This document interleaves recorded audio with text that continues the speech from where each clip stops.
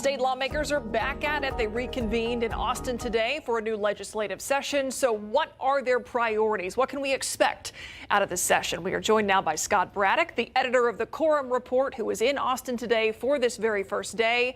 Scott, thanks for being here. First order of business was the election of a new House Speaker. Dustin Burrows out of Lubbock was the man chosen for that job. Does that say something to you? Because there were several, there were a couple different predictions out there.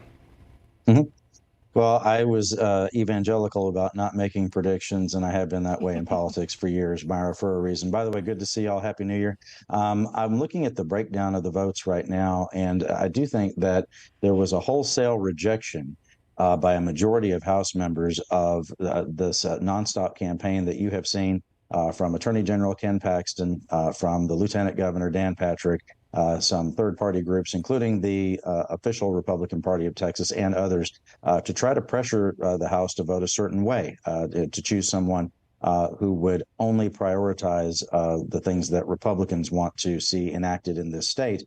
If you look at the breakdown, Speaker Burrows, I'm looking at the numbers right now, he won the vote in a remarkable sort of way. He got 49, almost 50 Democrats, and a smaller number of Republicans joined with those Democrats, 36 Republicans voting for Burrows.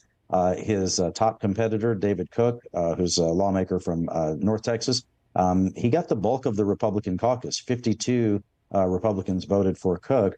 And so I think this does set the stage in the House for, I would just say simply, a lot of chaos. You're going to have a lot of those Republicans who are going to continue to oppose Burrows and some of the things that he wants to do. He is a conservative lawmaker, but now he has really a sort of tightrope to walk, a real needle to thread. What other cliches can I use?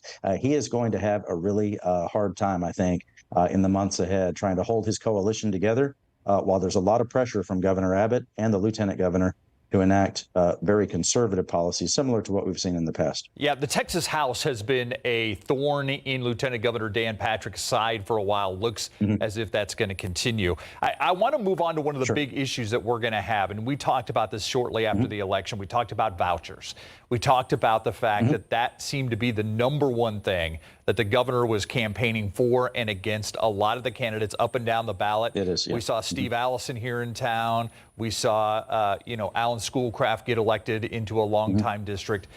Are vouchers a done deal? No. And the reason I say that is that for all the campaigning and all of the promises that have been made and all of the threats that have been made by Governor Abbott and Lieutenant Governor Patrick, it's simply impossible to count the votes on such a significant piece of legislation without knowing what the bill looks like. And we still don't know exactly what the Senate is going to file on this. We don't want to know exactly what's going to be filed in the House on this. And of course, as you know, Steve and Myra, the real question here for a lot of Texans is what are the lawmakers going to do about school finance and paying for public schools in Texas, which that all got caught up in the mix in the last legislative session. And you've had school districts across the state, in y'all's area, some other places as well, adopting deficit budgets and having to lay people off, and teachers aren't getting pay raises. There are a lot of Democrats and Republicans who are upset about that. And the way the governor has sort of laid the table for this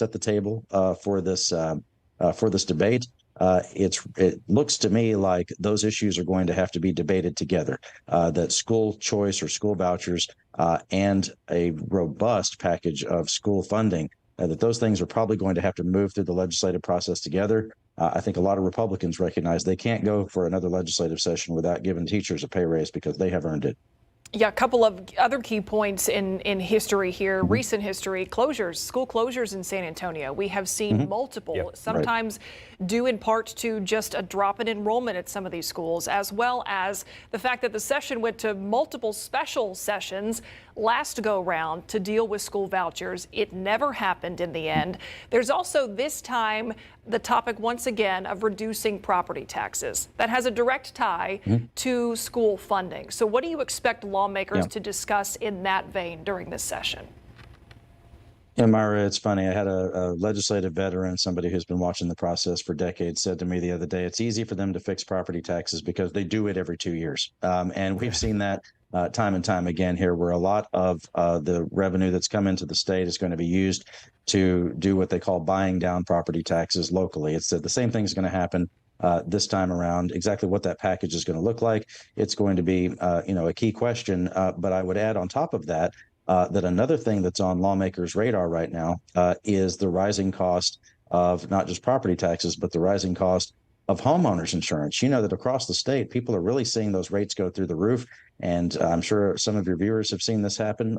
And I know it's happened in other major metropolitan areas in Texas, that the cost of that homeowners insurance is in some cases just completely wiping out whatever savings they saw on their property taxes because of after the billions of dollars that was spent, to go toward that.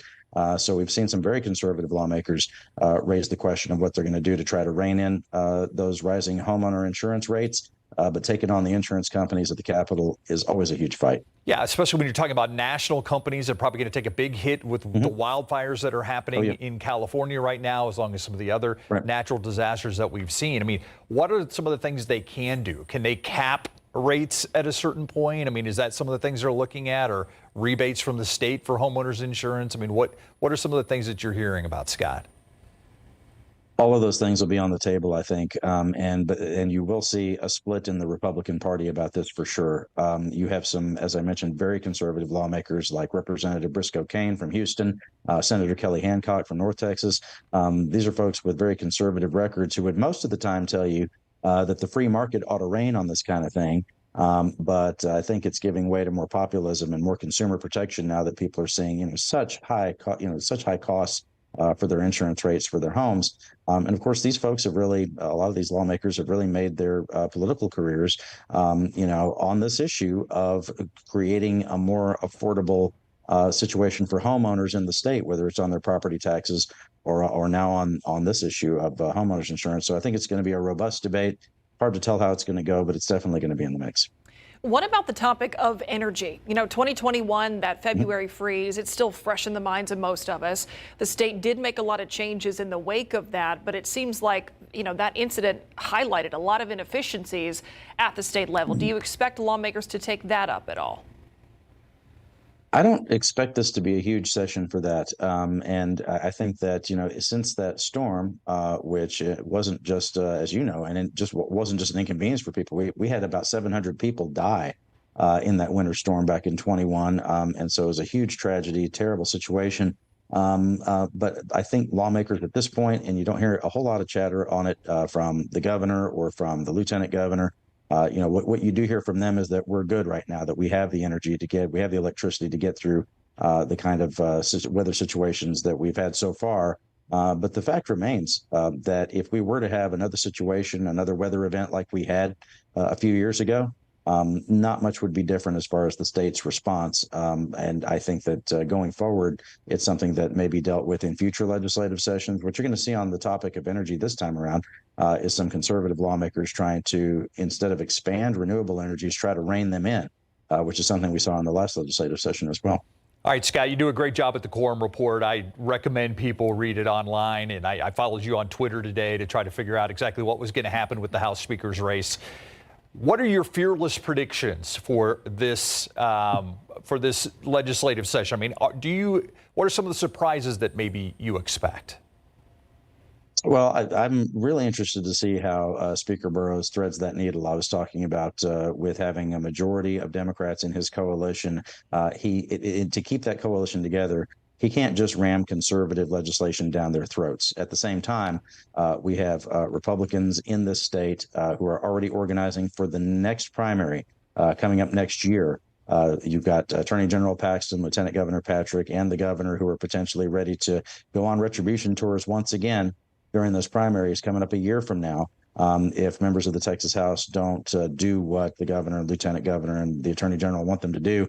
And of course, we'll be looking at a whole host of issues. We mentioned a few of them here. And it's hard to tell what those surprises are going to be. But here's what I always find, that every legislative session, there are those people in the mix, whether it's the speaker, whether it's some of the House members or senators, or even the lieutenant governor. There are situations where some of those people that you might not expect can rise to the occasion and really do something that's to the benefit of all Texans. That happens just about every legislative session. So there are some silver linings around here, even when, it seems like these folks can't stop fighting with each other. Yeah. We got plenty to watch. Scott Braddock, editor of the Quorum Report. Oh, yeah. Always appreciate you joining us here on the Q&A. I'm sure we'll be talking to you throughout this session. Myra, Steve, thank you all. Yeah, it's good to see you, Scott.